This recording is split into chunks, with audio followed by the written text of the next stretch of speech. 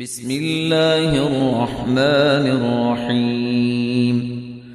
تبارك الذي بيده الملك وهو على كل شيء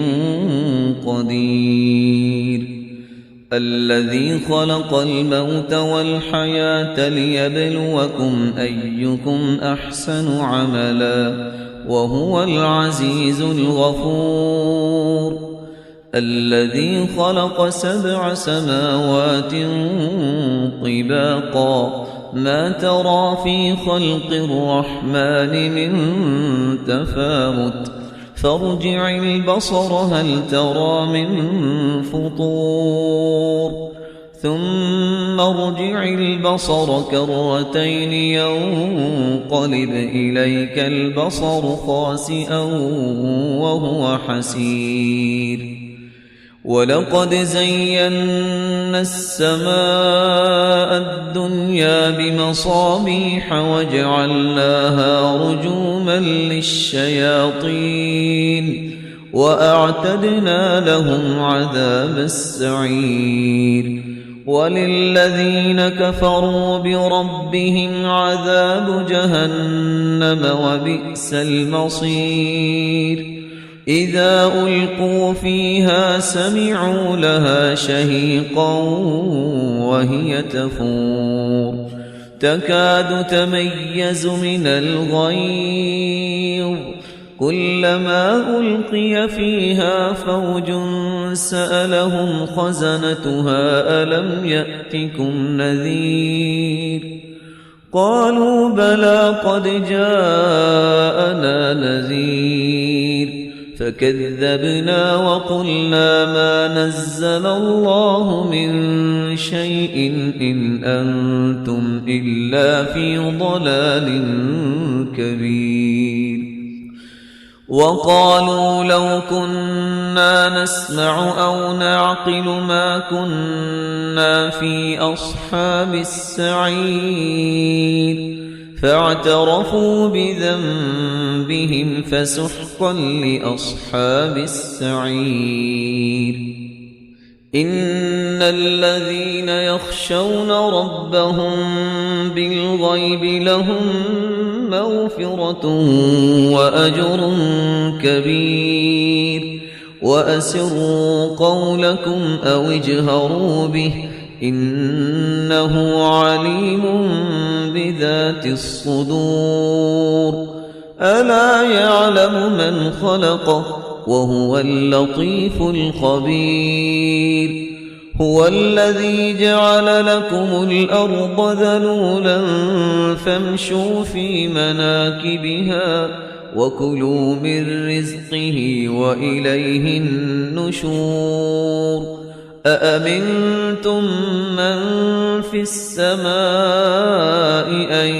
يخسف بكم الأرض فإذا هي تمور أم أمنتم من في السماء أن يرسل عليكم حاصبا فستعلمون كيف نذير ولقد كذب الذين من قبلهم فكيف كان نكير أولم يروا إلى الطير فوقهم صافات ويقبض ما يمسكهن إلا الرحمن إنه بكل شيء بصير أمن هذا الذي هو جند لكم ينصركم من دون الرحمن إن الكافرون إلا في غرور أمن هذا الذي يرزقكم إن أمسك رزقه بل لجوا في عتو ونفور أفمن يمشي مكبا على وجهه أهدى أمن يمشي سويا على صراط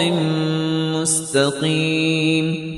قل هو الذي أنشأكم وجعل لكم السمع والأبصار والأفئدة قليلا ما تشكرون قل هو الذي ذرأكم في الأرض وإليه تحشرون ويقولون متى هذا الوعد إن كنتم صادقين قل إنما العلم عند الله وإنما أنا نذير مبين فلما رأوه زلفة سيئت وجوه الذين كفروا وقيل هذا الذي كنتم به تدعون قل أرأيتم إن أهلكني الله ومن معي أو رحمنا فمن يجير الكافرين من عذاب أليم